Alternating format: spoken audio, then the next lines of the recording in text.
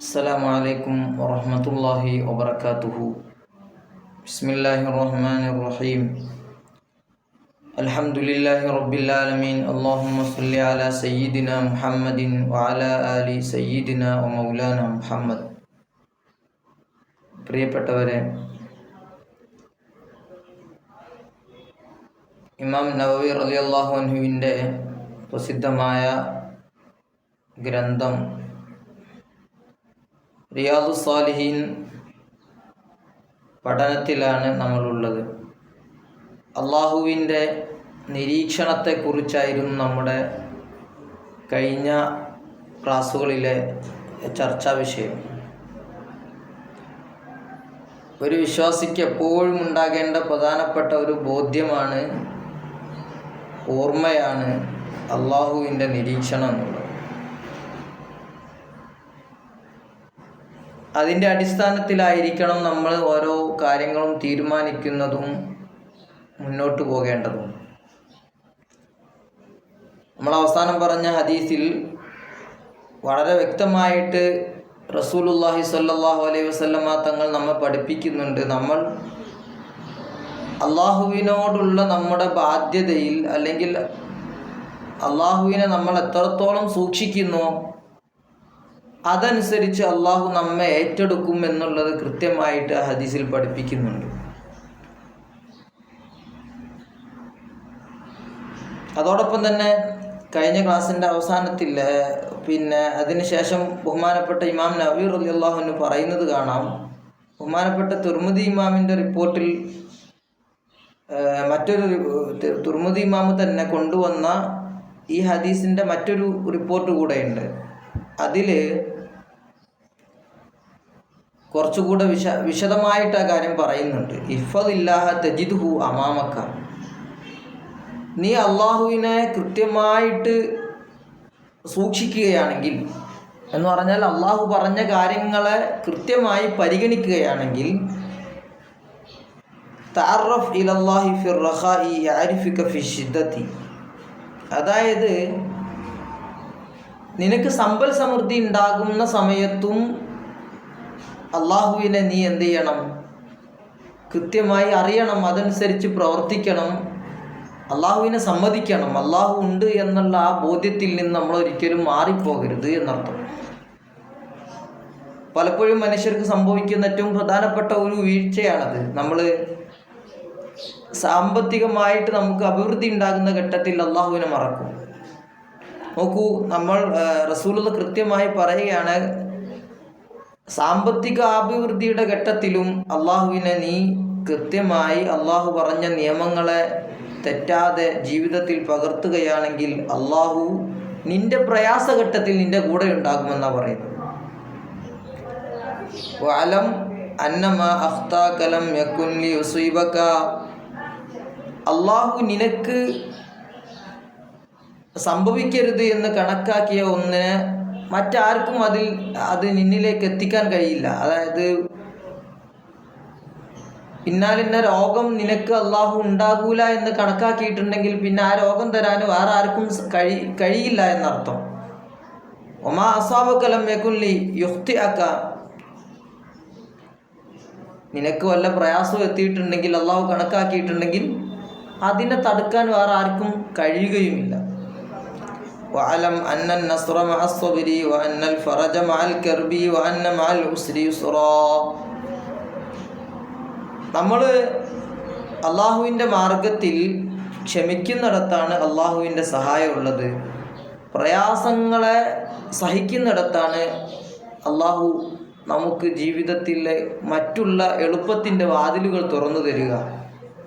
വിശുദ്ധമായ ഖുർആനിൽ പറയുന്നുണ്ടല്ലോ, ഇന്ന മഅൽ ഉസ്രി യുസ്റ, പ്രയാസത്തിനോടുകൂടെയാണ് നമുക്ക്, പ്രയാസം സഹിക്കുമ്പോഴാണ് നമുക്ക് എളുപ്പത്തിൻ്റെ മറ്റൊരു വാതിലുകൾ തുറക്കപ്പെടുക. പ്രയാസത്തോടുകൂടെ മറ്റൊരു പ്രയാസം സഹിക്കലോടുകൂടെ മറ്റൊരു ആയാസത്തിൻ്റെ ഒരു എളുപ്പത്തിൻ്റെ മാർഗം അള്ളാഹു നമുക്ക് തുറന്നു തരുമെന്ന് റസൂലുള്ളാഹി സ്വല്ലല്ലാഹു അലൈഹി വസല്ലമ തങ്ങൾ ആ ഹദീസിലൂടെ പഠിപ്പിക്കുന്നുണ്ട്.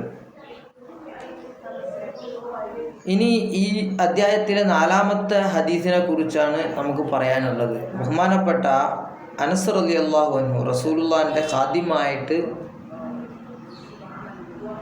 ജീവിക്കാൻ ഭാഗ്യം ലഭിച്ച, ലോകത്തെ വലിയ ഭാഗ്യം സിദ്ധിച്ച സഹാബിയാണ് അനസ് റളിയല്ലാഹു അൻഹു. അവർ പറയാണ്, റസൂലുള്ള ഒരിക്കൽ പറയാണ്, അനസ് തങ്ങൾ പറയാണ്, റസൂലുള്ള പറഞ്ഞതല്ല, സഹാബിയാകുന്ന അനസ് റളിയല്ലാഹു അൻഹു പറയാ, ഇന്നകും ലതഅലമൂൻ തഅമലൂന അഅമാലൻ ഹിയ അദഖു ഫീ അഅയുനികും മിനശ്ശഅരി.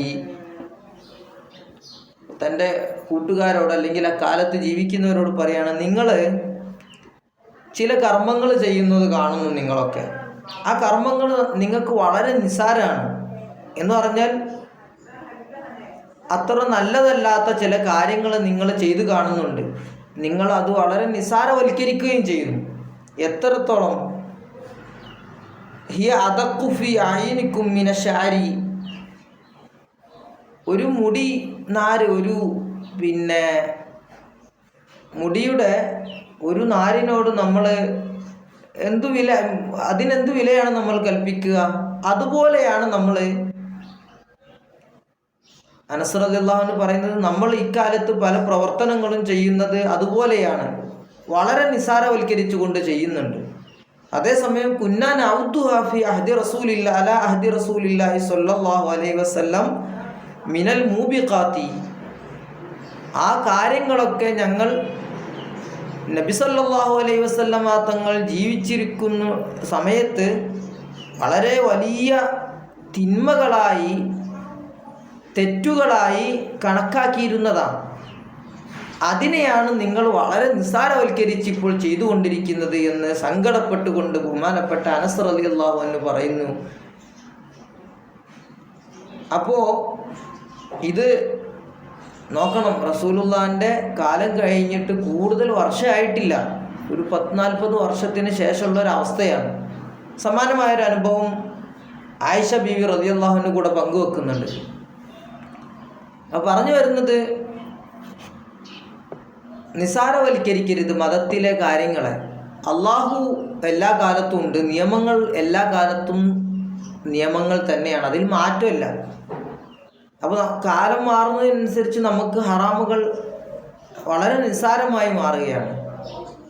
ഹറാമിലേക്ക് നോക്കാൻ പാടില്ല കണ്ണുകൊണ്ട് എന്ന് പറഞ്ഞത്, ആ ഹറാമ് റസൂലുള്ളാഹി സ്വല്ലല്ലാഹു അലൈഹി വസല്ലമ തങ്ങളുടെ കാലത്ത് എങ്ങനെയാണ് അതുപോലെ തന്നെയാണ്.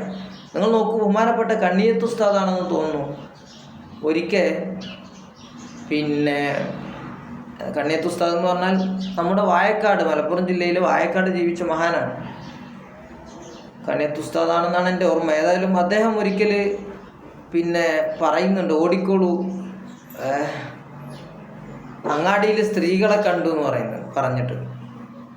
എന്നാൽ സ്ത്രീകൾ അങ്ങാടിയിൽ വരിക എന്നുള്ളത് അത്ര വലിയൊരു തെറ്റായിരുന്നു അവരുടെ കാലത്ത്. ദീർഘമായ ദൂരമൊന്നുമില്ല, ഒരു 10, 50, 60 വർഷങ്ങൾക്ക് മുമ്പുള്ള അവസ്ഥയാണ്. അന്നത്തെ സ്ത്രീകൾ അങ്ങനെ ആ നിയമത്തെ പാലിക്കുകയും ചെയ്തിരുന്നു. അത്യാവശ്യമായ അല്ലെങ്കിൽ വളരെ നിർബന്ധിതമായ കാര്യങ്ങൾക്ക് വേണ്ടി അല്ലാതെ സ്ത്രീകൾ രംഗത്തിറങ്ങാറില്ലായിരുന്നു. ഇനി പുറത്തു പോവുകയാണെങ്കിൽ തന്നെ തൻ്റെ ആവശ്യം നിർവഹിക്കാൻ വേണ്ടി മാത്രമായിരിക്കും. അത് കഴിഞ്ഞാൽ തിരിച്ചു വരുന്നു. അതും കൃത്യമായ മറ പാലിച്ചുകൊണ്ട് ഇസ്ലാം നിഷ്കർഷിക്കുന്ന രൂപത്തിലായിരിക്കും. അപ്പോൾ ആ രൂപത്തെ പിന്നീട് മാറിയപ്പോൾ ബഹുമാനപ്പെട്ടവർ കണ്ണിയത്ത് ഉസ്താദ് പറഞ്ഞതാണ് വിഷയം. അപ്പോൾ ഇതുപോലെ ഇസ്ലാം വളരെ ഗൗരവമായിട്ട് നമ്മോട് ഓർമ്മപ്പെടുത്തിയ കാര്യങ്ങളെ വളരെ നിസ്സാരവൽക്കരിക്കുന്ന ഒരു അവസ്ഥ നമ്മളിൽ സംജാതമായിട്ടുണ്ട്. അത് നമ്മൾ നന്നായി ശ്രദ്ധിക്കണമെന്ന് അർത്ഥം. ഇനി 5-ാമത്തെ ഹദീസ് ബഹുമാനപ്പെട്ട അബൂ ഹുറൈറ റളിയല്ലാഹു അൻഹു ഉദ്ധരിക്കുന്ന ഹദീസാണ്. അനിൻ നബി സല്ലല്ലാഹു അലൈഹി വസല്ലം, നബി സല്ലല്ലാഹു അലൈഹി വസല്ലമ തങ്ങളെ തൊട്ട് ഖാല, റസൂലുള്ള പറഞ്ഞു, ഇന്നല്ലാഹ തആല യഗാറു, അല്ലാഹു തആല വെറുപ്പ് പ്രകടിപ്പിക്കും, ദേഷ്യം പ്രകടിപ്പിക്കും. എപ്പോഴാണത്? വഗൈറത്തുല്ലാഹി അൻ യഅതിയൽ മർഉ മാ ഹറമല്ലാഹു അലൈഹി, അള്ളാഹു ഹറാമാക്കിയ ഒരു കാര്യത്തെ ഒരു അടിമ ചെയ്യുന്ന സന്ദർഭത്തിലാണ് അല്ലാഹു തആല ദേഷ്യം പിടിക്കുക എന്ന് ബഹുമാനപ്പെട്ട റസൂലുള്ളാഹി സ്വല്ലല്ലാഹു അലൈഹി വസല്ലമ തങ്ങൾ പറയുന്നത് കാണാം. നോക്കൂ, എത്രയേറെ ഗൗരവമുള്ള കാര്യമാണ്. അള്ളാഹു നമ്മോട് ദേഷ്യപ്പെടുക എന്ന് പറഞ്ഞാൽ അള്ളാഹുവിന് നമ്മോട് ഉള്ള ഇഷ്ടം നഷ്ടപ്പെടുമെന്നർത്ഥം. അള്ളാഹുവിൻ്റെ ഇഷ്ടം നഷ്ടപ്പെട്ടാൽ പിന്നെ നമുക്ക് ബാക്കി എന്താണ് ഉണ്ടാവുക? അപ്പോൾ അള്ളാഹു ഹറാമാക്കിയ കാര്യങ്ങൾ ചെയ്യുന്ന ഘട്ടത്തിലാണ് നമ്മോട് അള്ളാഹു ദേഷ്യപ്പെടുന്നത് എന്നാണ് ബഹുമാനപ്പെട്ടവർ പറഞ്ഞത്. വളരെ കൃത്യമായ ശ്രദ്ധയോടെയാണ് വേണം നമ്മൾ ഇത്തരം കാര്യങ്ങളൊക്കെ ചെയ്യാൻ. ഇൻഷാ അല്ലാഹ് നമുക്ക് തൽക്കാലം ഇവിടെ അവസാനിപ്പിക്കാം. അള്ളാഹുവിൻ്റെ നിയമങ്ങളെ ഏത് ഘട്ടത്തിലും കൃത്യമായി പാലിക്കാൻ നമുക്ക് അല്ലാഹു തആല തൗഫീഖ് നൽകുമാറാവട്ടെ. ربنا تقبل منا إنك أنت السميع العليم وتب علينا إنك أنت التواب الرحيم آمين برحمتك يا أرحم الراحمين.